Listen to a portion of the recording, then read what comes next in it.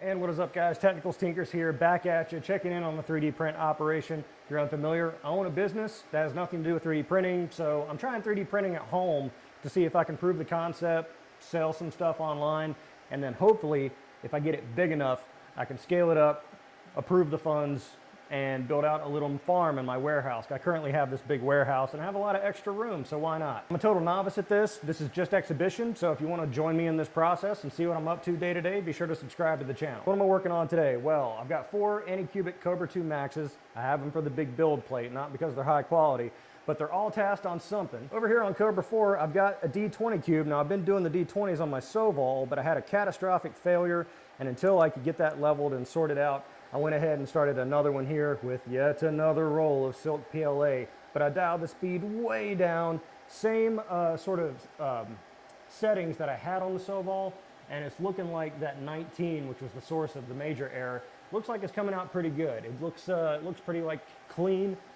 On 3, 2, and 1, we have yet another Glock. I've got this giant Glock on my Etsy, and it's kind of scaring me. What I mean by scaring me is that the Glock takes a long time to print.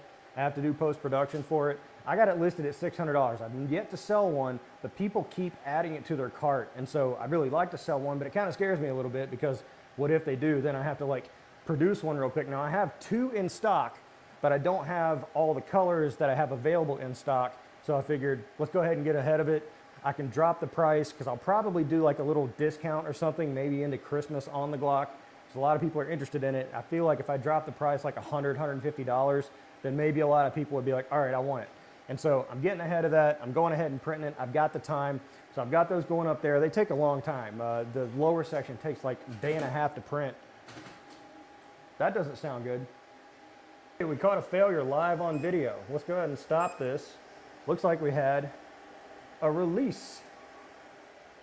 So stopping the print. Yeah, it looks like it just completely lifted up.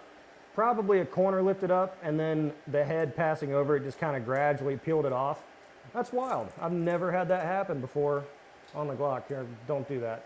All right, so, and that plate could probably use a cleaning. That's wild. I'm glad I caught it before because I was going to record this video and then go have dinner and like screw around on the internet for a while, so it could have kept running. Super glad I caught that. Anyway, the Sovol, catastrophic issue. Earlier, if you saw yesterday's video with this D20 cube, it layer shifted on all 4 axes. It layer shifted into the next dimension. So I went through, did a gantry leveling, did a bed meshing, and I'll probably do a, once I wrap up here, calibrate the Z offset. I know it does it before every print, but just to make sure before I start burning more PLA. Down here on the P1P, a lot of good feedback on the color bleed through. If you saw yesterday's video, had some areas in the yellow part of the banner, and so I went through and painted the back side of the model and tried to get in every little nook and cranny I could. So hopefully that addresses it, because this is almost ready to go ahead and put up online, and I think it'll generate a lot of interest. Another stab at the character model there.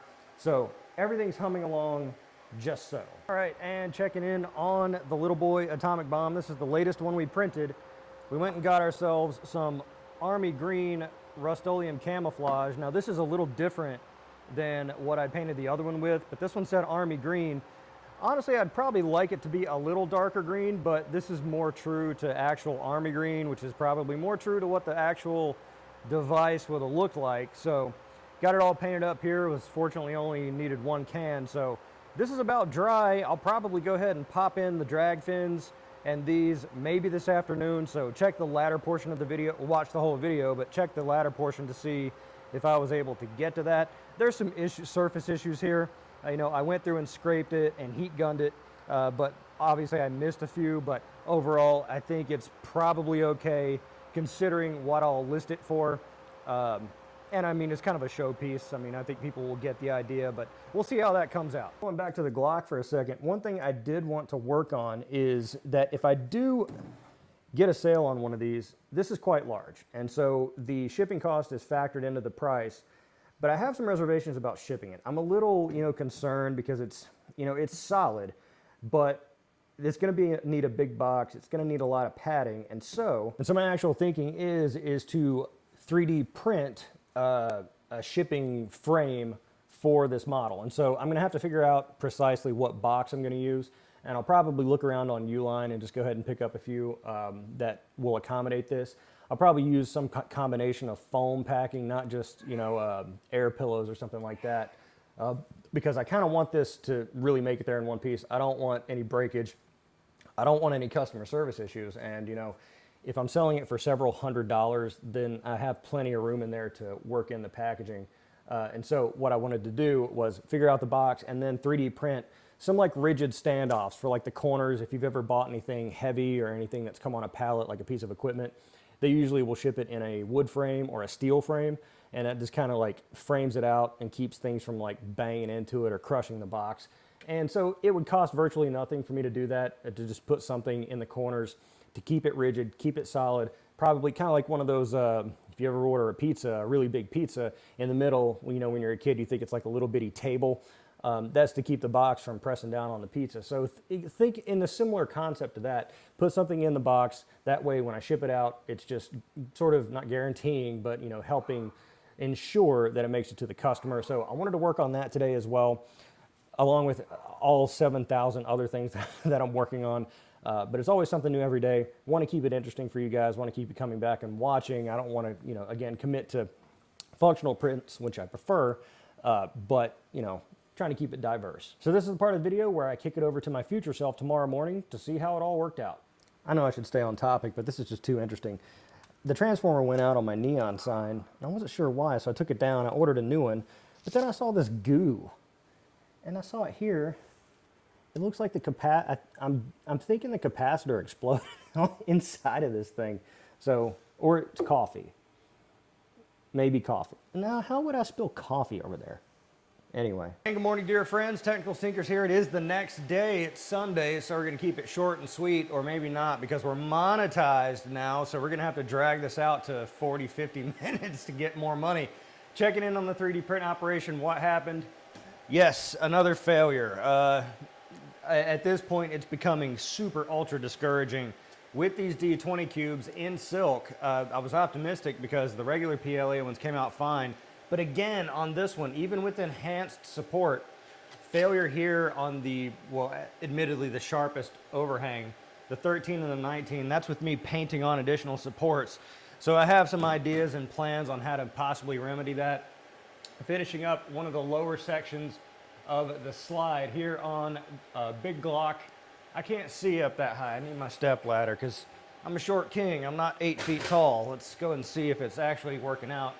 Yeah, it looks like it's gonna go okay. Checking in over here on the other one, on Cobra 2. This is one of the bigger sections, so this one will take a while. Cobra 2 is definitely the MVP lately, putting out some high quality stuff. And earlier in the video, we had that live failure over here on Cobra 1. I started the print again, but then I noticed like an hour later, started to lift here, same spot. So I think it is because in the model, this is kind of a beveled section. And so I think at a certain point, it won't generate support if it's like just a hair above it, or I don't really know. It lifted there again, but like, you know, obviously the solution should be brim, but I'm not exactly sure brim would work because the brim wouldn't contact the model.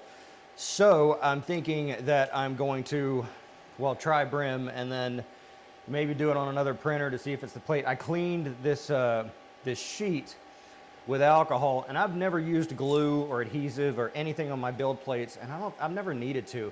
And I'm constantly touching them and stuff, but you know, I do wipe them down with 99% IPA. And so it's never really been an issue before, but we're gonna have to try that again to keep the model going. Over here on the Sovol, we had issues previously. We did a print of the smaller pieces of the Glock. So the pieces that can fit on basically any printer is the trigger and the bottom of the magazine. I don't print the whole magazine because it gets glued up in place. The quality looks pretty good considering. That's some, maybe not, kind of bowed out here. I'm not sure what that is, on both sides too. So we'll take a closer look at that. Character model still going over here on the A1. And this is driving me Looney Tunes, man. I painted the back of this And someone said that there was a setting in Bamboo Studio where you could paint through the infill. I looked around, that setting doesn't seem to exist. And I was kind of looking around in the painting, everything. I went through and just kind of painted every nook and cranny in case it was like, you know, one little piece that's like going interior that's causing it to want to print that. But I think it's just the infill. It's just black infill carrying through. And I doubled the top shell thickness on this to prevent it from doing that. But still, it's showing through, that black is showing right through the yellow. And I just, I'm not sure where to go with it, because that yellow is kind of crucial. I guess, you know, for the sake of getting this model done, maybe I reverse the tones, do a black banner with yellow text like I did previously instead of that red text. You know, maybe that's the way to go. And to be honest, I'm kind of seeing, it looks like a kind of a reddish hue here in the white, which the one previous to that didn't do. So I guess that's a matter of increasing the flushing volumes, but I think it's really just the infill that's causing all these issues. Now, you know, I'm not sure if just cranking up the top shell layers, or the top shell thickness, I mean, what do I do? Crank it up to like 4 millimeters? I mean, I guess I could get away with it, but I'm really anxious to get it set and get it in place. And so the game plan for today is to try to remedy some of those things. Again, like I was mentioning in the earlier part of the video, big Glock, anxious to make, we'll figure out a box solution for it. You know, the boxes that I have on hand for shipping my current stuff, wondering if there's a way that I can, you know, kind of cut them and fit them together versus getting like a proper box for this. But given its price, you know, I think I got room in there for it, but I don't know what kind of volume I really expect on these. So trying to figure that out, got a lot of other things going on yesterday, so didn't get done quite as much as I wanted to. Did get the paint on the big little boy atomic bomb, and so today probably going through and gluing these on, getting those going. It's Sunday, it's daylight savings time or standard time or whatever it is, so I guess I have an additional hour, although it seems kind of late for me today already. Anyway, that's the 3D print update for today. I did get monetized with watch ads, which is the actual monetization, and I did say I would give something away, so let me know what you think in the comments below. Roll of filament, 3D print. I don't know. I don't know what I could really give away because, you know, you guys are 3D printers. You already have good 3D printers. You already have, you know, filaments that you like. So let me know. Just kick something your way, and I'll probably throw it up on Gleam here in the next few days or something like that. I'll figure it out. Let me know what your suggestions are, or if you want anything at all other than my warm, shining face and verbose self every single day. So let me know what you think in the comments below. Again, appreciate all the comments coming in, both good and bad. Be sure to like the video and subscribe for more content like this. I'm The Technicals. See you next time.